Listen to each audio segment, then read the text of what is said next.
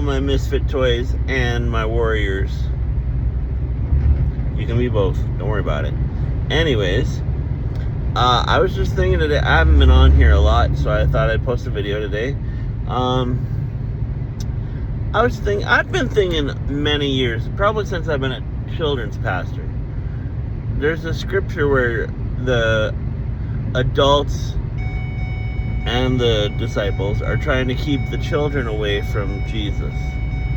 And Jesus kind of pushes them aside, or tells them to let the children come. I wanted to say he chastises the parents or the apostles, but he doesn't really do that. He just says, let the children come. And I was thinking about that, and I'm like, let the children come. I have 3 boys, and they are rambunctious. Like, you don't know if they're paying attention until they mention something that you said and they ask you about it. Like my son Roman, he is the most rambunctious little man. Like, he will wrestle you, and yeah, he's right in that stage of life right now. But you do not realize how much he's actually listening until he asks you a question about what you said earlier, and you're floored because the dude was wrestling and was still paying attention to you. So it's crazy. So I was thinking about this. I'm like, in the context of my children, and my children are very, what some would call, not rambunctious, not crazy, but my boys are boys. They like to keep it moving. Even the baby will keep it moving. Willow's of the age where she's starting to settle down and sit in her chair.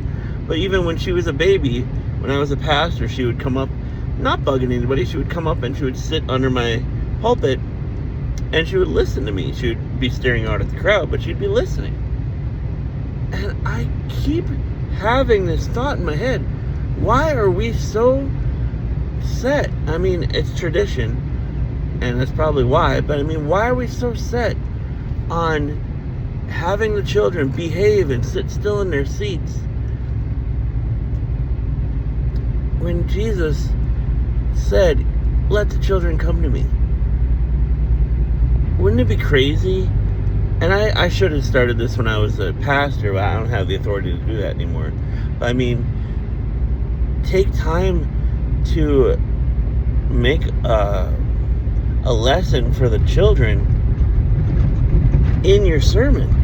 Have them come up, listen to something, and then go back and sit down.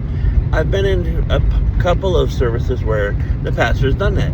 He's done an object lesson or told a story to the kids, had them come up, sit down and listen to the story, and then he would dismiss them back to their parents. And it was just great because he didn't tell them to be quiet, he didn't shush them, he didn't reprimand them for being crazy. He just brought them up and made them a part of the church service.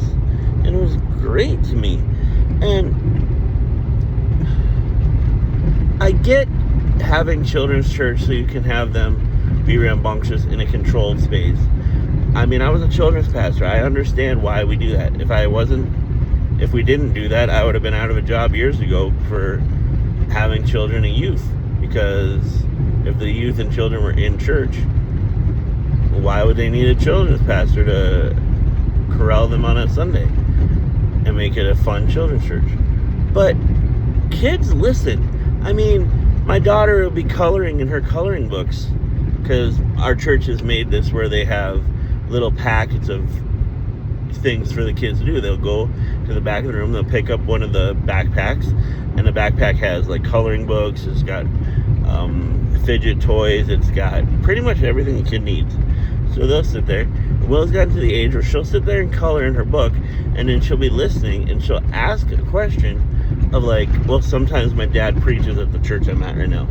So she'll ask like, what does Papa mean when he says this? So they're not listening. It's just they need to be children. Why do we need to hold them back and keep them in their proper place? I mean, yeah, if your son is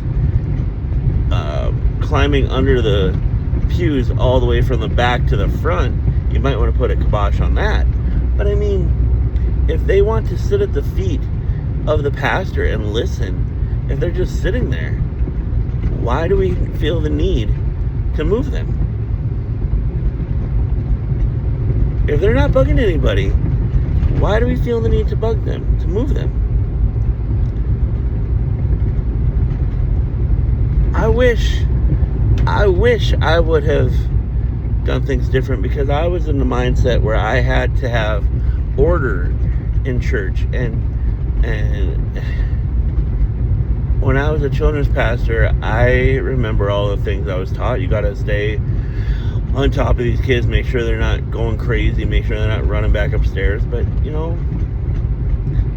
kids will learn.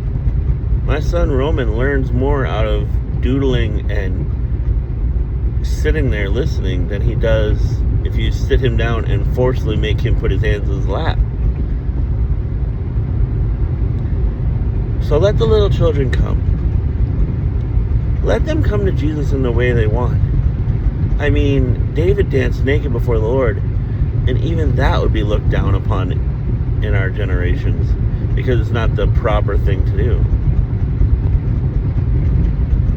And I'm putting a lot of eggs in one basket here, but just, if we all focus less on what was happening around us and more on what God had for us, imagine what we'd be picking up on Sundays.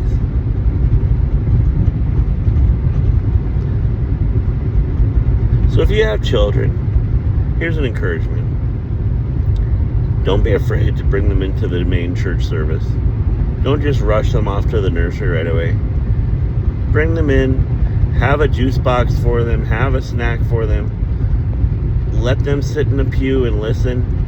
Let them doodle on a piece of paper or something. When I was a kid, I used to draw little stick figures that were rock climbing or hanging off the different offering note cards and things. But I still learned a lot. Let your children learn in the way they need to learn. Don't turn them away from God just because we're trying to show respect for others around us and not be loud and noisy. There are churches that are dying because people are turned away because they don't want loud, or they don't want children being loud and boisterous in the church services. There are children or people being turned away because of who they are, and we need to focus less on that and more on God and what He's trying to tell us as a church. So here's to the single parents that bring their kids to church. You're doing fine. You're bringing your kids to church. Here's to the parents that are together and still struggle with their kids. You're doing fine. Your kids are not a bother. Bring them to church. And for anybody else in the categories I've forgotten, bring your kids to church. Be an example to them in church. I was praying one day at church. I looked up after I was done, and my youngest, Asher, had his hands folded and was looking at me. Be the example. Don't just shoo them away or be hurt because the church doesn't think you're doing a very good job of keeping the kids in the pews. Alright, I love you guys.